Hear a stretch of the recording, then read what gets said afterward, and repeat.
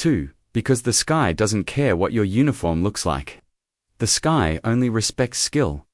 Outside, the wind was steady. Clouds rolled in from the north. Classic Baltic summer. Visibility medium. Wind, light. A perfect day. For something unexpected, Rail's co-pilot, Imran, stood nearby with a tablet. "They've put us up against Spain and Germany," he said. "Typhoon formation. Red team. They think we're just going to get shot down." Rahill looked at the sky, not blinking. Let them think. He stepped out into the light. The jet waited, cold and quiet. Rahill walked along its side, letting his hand brush against the metal. He paused at the tail, where the faded Pakistani flag still held its place. He didn't just see paint, he saw legacy names engraved on stone back home. Pilots who flew without fame, brothers who never returned, missions that never made headlines. He had flown before in worse conditions. Nights with no working radar, skies lit by tracer bullets. But this was colder, not because of the weather, but because of the smirks. Because in a room full of allies, there were still unspoken rankings. Not based on skill, but on perception. "They expect us to fail," Imran said, putting on his helmet. "They expect wrong," Rahill replied. It was time. Engines fired. Call signs appeared on screens. Typhoon Red, Talon 3, Falcon 8, and then, like an afterthought, Falcon 9, unknown loadout. A German officer frowned. "What even is this configuration?" The American beside him sipped coffee, probably a radar glitch, or duct tape. More chuckles. But inside the cockpit of the JF-17, there was no laughter, just focus. Rahill flipped switches. Every system turned green. Helmet feed online. Diagnostics passed. He activated the internal simulation overlay. 3 shapes appeared on his HUD. "Targets incoming," Imran said softly. "Call it when you're ready." Rahill whispered back, "No need to call. Just feel it." The JF-17 rolled forward. It wasn't the fastest. It wasn't the flashiest, but it carried something rare. A pilot who didn't fly for applause. He flew for something far deeper, and high above, the clouds waited. The Baltic skies were calm. Clouds drifted like smoke, and the air felt peaceful, almost too peaceful.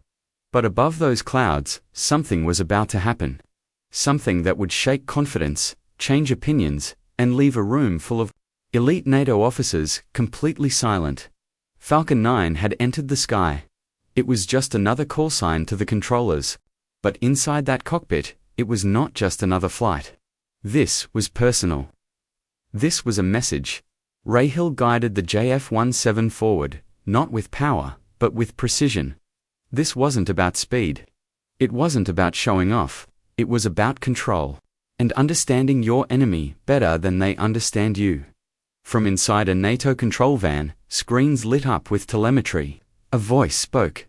"Falcon 9. Proceed to intercept vector, Bravo 2. The Spanish flight lead, flying a Eurofighter, scoffed. He clicked his mic. "Roger. Budget jet, entering my airspace."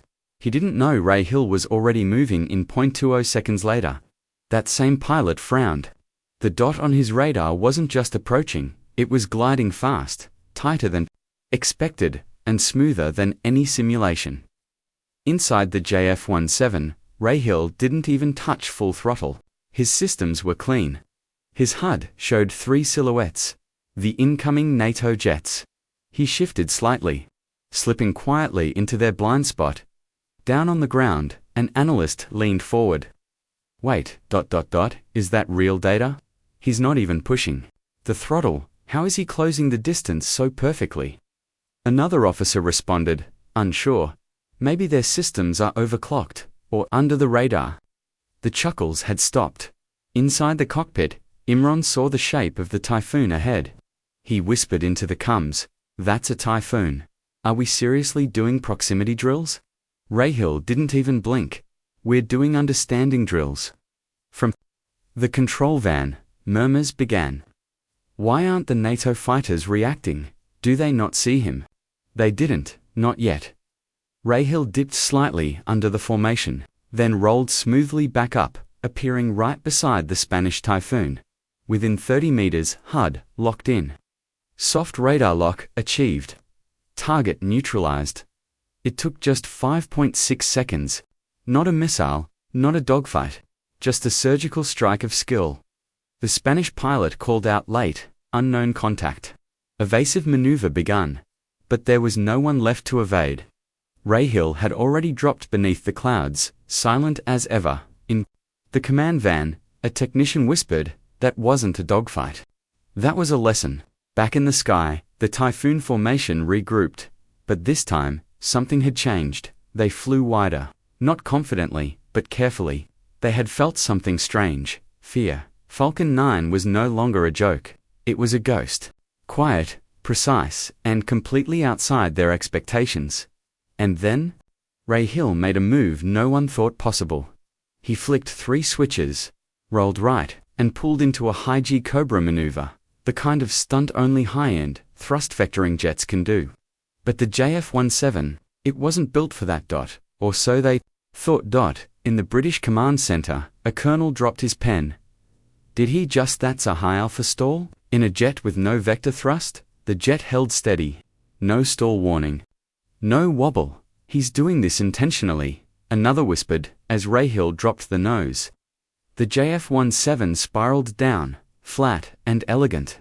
It wasn't a fall, it was a dance, completely under control. And before anyone could react, he slid. Behind a German Typhoon, at 60 single quotes clock. Second lock. Second simulated kill, time to target. 3.2 seconds. The German pilot swore into his mic, unknown contact. He's behind me. Too late, someone watching on the ground finally said it. That's not a budget jet, that's a scalpel. In the control rooms, no one laughed now, they just stared at the screens. What they had seen was not a fluke. It was not luck. It was mastery, quiet, disciplined, and deadly. And the pilot, he was already gone from radar. Not because he was invisible. Because he knew exactly when to leave. The point wasn't to win. It was to make sure no one ever looked at that grey Pakistani jet the same way again.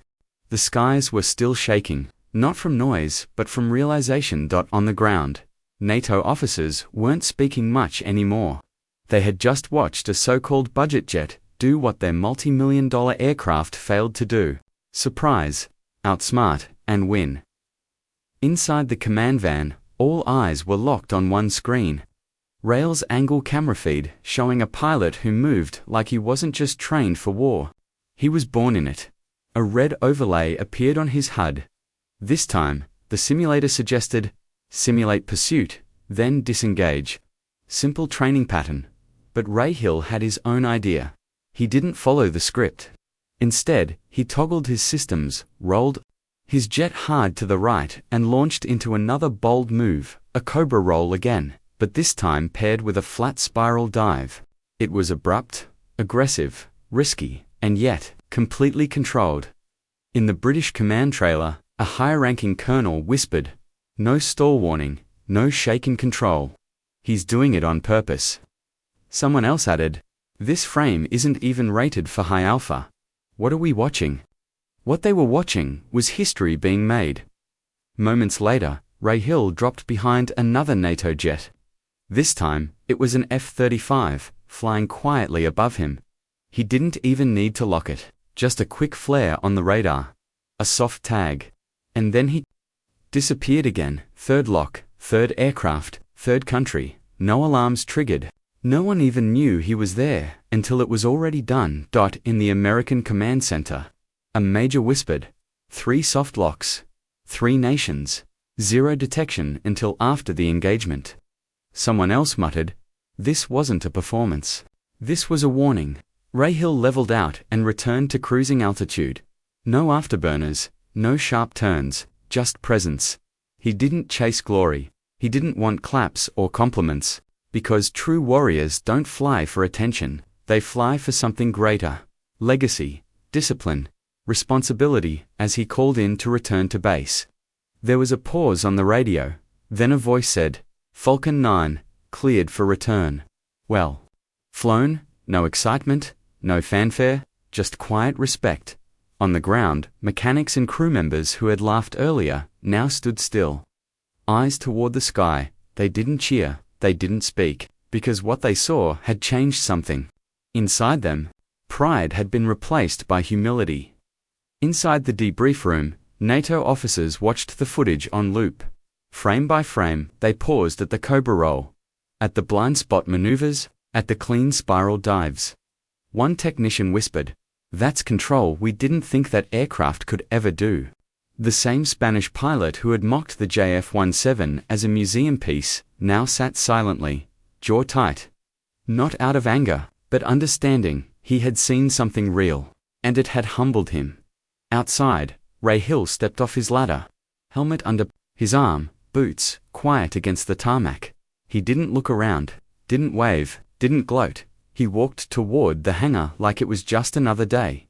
IMRAN caught up to him, handing him a bottle of water. "You realize they're going to pretend none of this matters, right?" Ray Hill took a sip, then looked toward the NATO command tents. "They'll pretend," he said calmly, "but doctrine gets rewritten in silence." And he was right, because upstairs, no one was joking anymore. They weren't asking about weapons, or funding, or paint jobs. Now, they were asking one thing: how did we miss this? The door wasn't marked, just a dull hallway behind Hangar 4. No nameplates, no welcome signs, just a NATO officer standing guard. No insignia, no expression. Ray Hill walked in, alone. Inside, sat 5 officers at a curved table. Germany, UK, France, USA. NATO in the middle. This wasn't a normal debrief. This was an inquest, and Ray Hill knew it. The British Commodore leaned forward. "We'll keep this informal, Lieutenant. Just a few technical questions." Ray Hill nodded. "Of course, sir." The French officer asked first. "That Cobra maneuver? Your aircraft isn't rated for high alpha. Was it assisted?" "No, sir," Ray Hill said calmly. "Manual input. Fly-by-wire, adjusted in real time. I trained the frame to trust me." American frowned. "And your radar overlaid wasn't standard?" "Modified KJ-7A," Ray Hill replied. "Our engineers tuned it for low-power tracking. We gave up range to improve precision." A long silence followed. It wasn't disbelief. It was discomfort. Because none of them had expected these answers. None of them had expected this level of preparation. The German officer finally spoke. 3 simulated kills, including a stealth fighter. Do you believe that performance is repeatable? Ray Hill leaned forward slightly. It's trainable, but only if you train for who you'll actually fight, not just who you assume you'll lead. That line hit like a cold wind. No one responded. Outside the tent, Imran glanced at his watch. He knew this wasn't just about jets anymore. It was about ego. About ranking. About what happens when assumptions fall apart. Inside, no one asked about weapons. No one asked about budget, because they all knew now it was never about the machine. It was about the intent behind the hands that flew it. The British Commodore closed his notebook. "You didn't come here to compete." Ray Hill stood, posture unshaken. "No, sir. I came so we'd stop being treated like a checkbox on your invite list." A beat of silence. Then, a nod. Understood. As Ray Hill stepped outside into the fading daylight, Imran raised an eyebrow. "What did they ask?" "Everything," Ray Hill replied.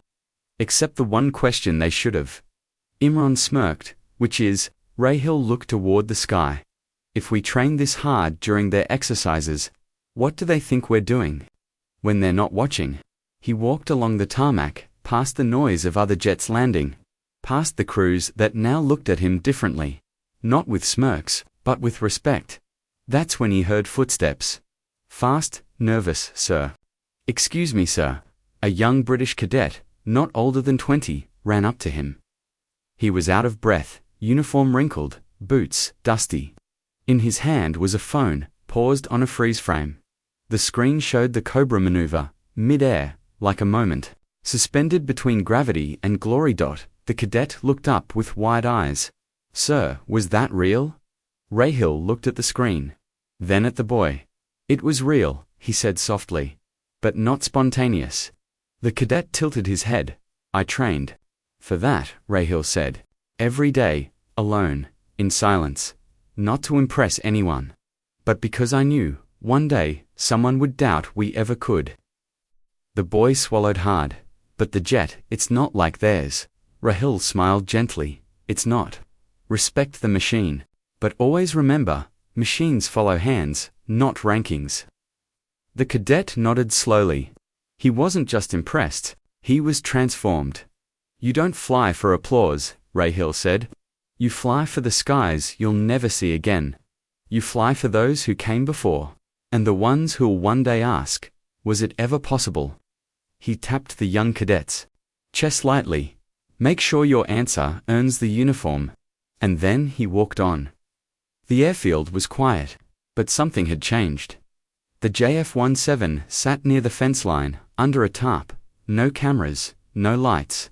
Just one orange cone. And yet, people passed by it silently, like walking near something sacred. In the NATO trailer, footage played on loop. The soft locks, the spiral dive, the kill times. But no one said what they were all thinking. We underestimated them. One strategist muttered to his aide, next year, we study that loop, and we bring 2 typhoons. But Rahil was already gone. Helmet under one arm, boots hitting the pavement, slow and steady. Imran caught up with him, grinning. You know they're redrawing threat maps tonight, right? Rahil didn't smile. He didn't need to. That's not our victory, he said. It's our responsibility. To who? Imran asked.